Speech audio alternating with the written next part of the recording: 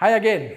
Welcome back to part 3 of electrosurgery demonstration and discussion.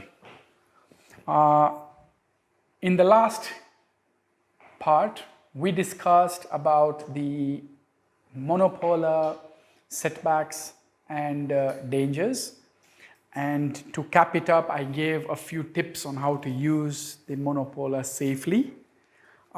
So before we start off with this episode, I would like us to go through a few discussions like what are the variables therefore on this electrosurgery use that are dictated by us as the surgeons. Number one, the power setting that you change here.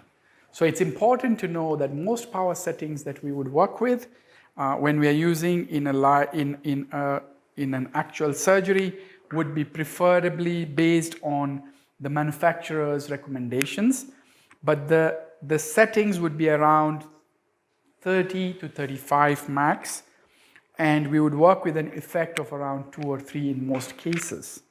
Same with the coagulation mode, 30 to 35 max. And when you come now to, and different machines have different settings, but majority of them, the new ones, would actually work with around that. So the key point is follow the manufacturer's settings guidelines. Second rule is use the lowest setting possible to actually give you the effect you want. So don't go too high. If you can get an effect at around 20, 25, 15, please work with that. You don't need to necessarily use a higher setting. Now, today we're going to be discussing about bipolar energy. So bipolar energy or bipolar circuit is a different circuit. So let's start off with the circuit first. So what is bipolar circuit? You can see in this generator, electrosurgical unit, we have monopolar on this side and we have bipolar on this side. So these two are settings for bipolar, these two are settings for monopolar. In these bipolar settings, we have the circuit like this. So we have out through the bipolar using 2 electrodes, coming in through the instrument, going in through one of the arms of the instrument, through the tissue, into the other arm of the tissue of the instrument, and back here, back to the generator. So with bipolar, you therefore do not need a return electrode. We can work with bipolar even here. So if I can show you, this is bipolar. It will work wherever we want it to work. So here it is working. So you can see there. So same thing, it can actually work here. So you can see there, burning. There. So bipolar does not need the return electrode. That's number one. So the circuit is basically, as we have discussed, the circuit is instrument, electrode, tissue, electrode, back. Okay? So that's the first thing. When we come to bipolar, what are the advantages of bipolar circuit or energy? Number one, it eliminates capacitive coupling.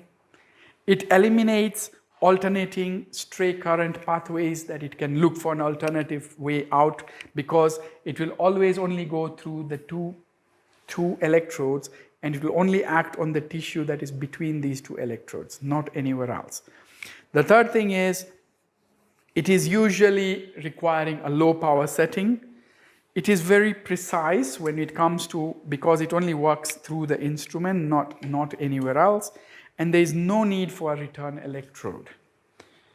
But the problem with bipolar is it definitely is not as versatile an instrument or energy as monopolar. Monopolar can be used to coagulate or desiccate. It can be used to vaporize or cut. It can be used to fulgurate or spray. It can be used, so it has very many uses. Whereas when we talk of bipolar we are mainly going to be using it for coagulation and desiccation mainly. Nowadays, we do have the bipolar shears as well, which can be used for cutting, but otherwise it is not a very versatile energy source. So, if that is so good about the bipolar, then does it have any negatives about it? Yes, it does have a few negatives about bipolar as well. Number one, the pitfalls are varied application times or varied application styles. So what do I mean by varied application? Well, you see, this is demonstration of now bipolar in use. So you can see between the two instruments, as I continue, it will start burning the tissue.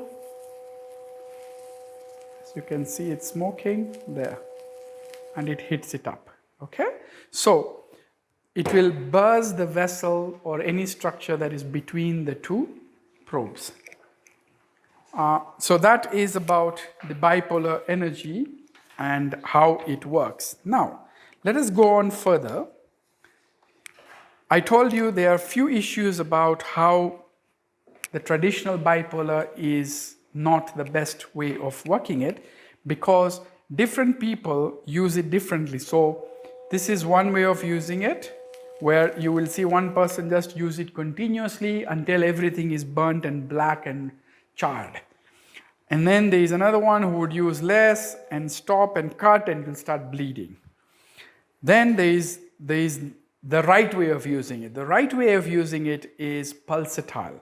So you activate it, stop, activate it, stop, activate it, stop, or activate it constantly, but hold, cut, hold, cut, hold, cut, hold, cut, hold, cut. So you're moving the instrument to buzz different areas. So the negatives about traditional bipolar is how much pressure they put is different. How they apply it, how long they apply it is different. Then we have issues with the lateral thermal spread. In bipolar, the negative about the traditional bipolar is if you buzz here, it buzzes and it burns almost to 5 to 7 millimeters on either side. So if you're very close to a vital structure like the ureter or the bowel, and you're burning for a long time, you're actually getting the tissue around get hot and burn as well.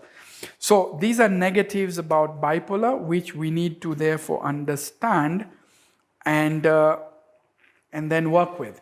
The other negative is, I told you, it's not the best tissue, it's not the best energy for cutting. It's not a good energy for dissection. So this is better with the monopolar. However, with newer bipolar, we have newer improvements. So what are the improvements we have? The first generation is what we are talking about, and it is basically physician controlled. Get me that? Physician controlled. So this is a physician controlled instrument.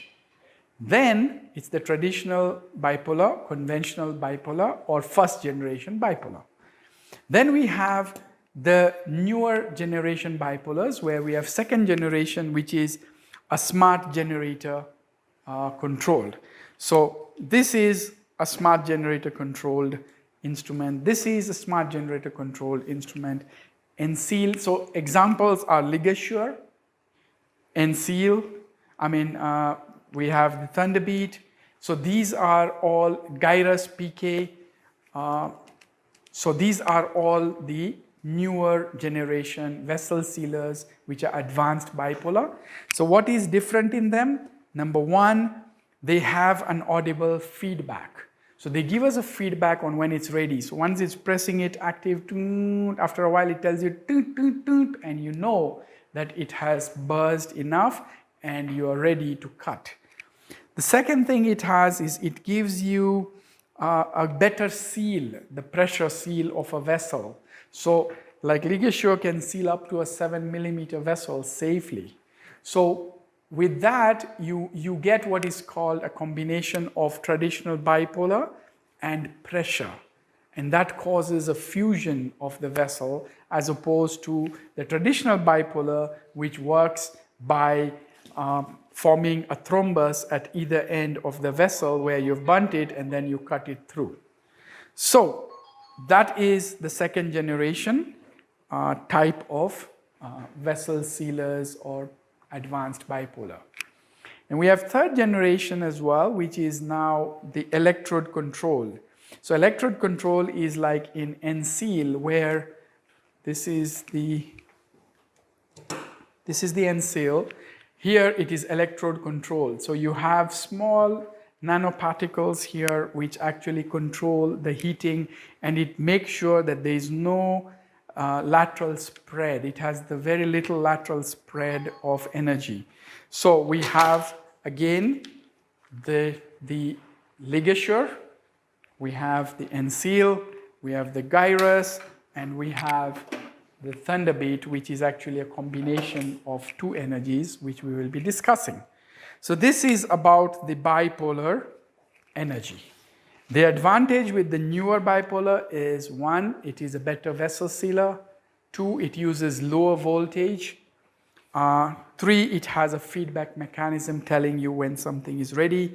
And four, it's automatically pulsed. So even if, the way we said with traditional method, you want to do it in a pulsatile fashion, on, off. In this one, even if you're constantly pressing it, the machine itself is doing it in a pulsed form. So the pulsatile nature is very important for bipolar. The bipolar shears is used even for cutting. You get it in various different forms, but the shears can be used for dissection and cutting, whereas these traditional bipolars cannot. These advanced bipolars can obviously do the sealing as well as cutting, because when you do that and you now activate this, it's a blade that goes through and it cuts the tissue that you have burnt. The same with in the N-seal, it has a blade, the gyrus, it has a blade that goes through. So with this, I think we come to the discussion in the end of bipolar. The traditional or the tips finally before we go into use of bipolar, please, number one, use the lowest setting that is effective to give you the effect you want.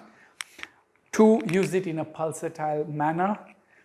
Three, when you're trying to buzz a vessel, don't buzz a vessel with too much of tension. It will not buzz that well. When you've held it, you release the tension and buzz. Four, clean your instruments regularly to avoid buildup of eschar. Five, if you want to reduce eschar formation, please give me that instrument. One of the tips is, please understand, when you start buzzing, you will realize, if you see here, you will realize that this is what's going to happen. So first you will start activating, it will get heat, you will see now there are bubbles that form, the bubbles get bigger and faster, and after a while the bubbles slowly go down, and that's the time, it's called the end of vapor phase. You would want to buzz and stop buzzing at that point. So you stop it at the end of vapor phase, but remember you have to do it in a pulsatile manner, up and down. Finally, if you want it not to stick to the surrounding tissue, this is what you would do. I mean, stick to the eschar buildup. So you would hold, then activate. When you want to release first, then release your foot switch. I'm repeating again. Hold, activate, but don't leave this before you release this. Because when you release this, this tissue cools down on this hot electrodes, and when you remove it now, it will stick here. Okay? So if you don't want it to stick, activate after holding, but release before releasing.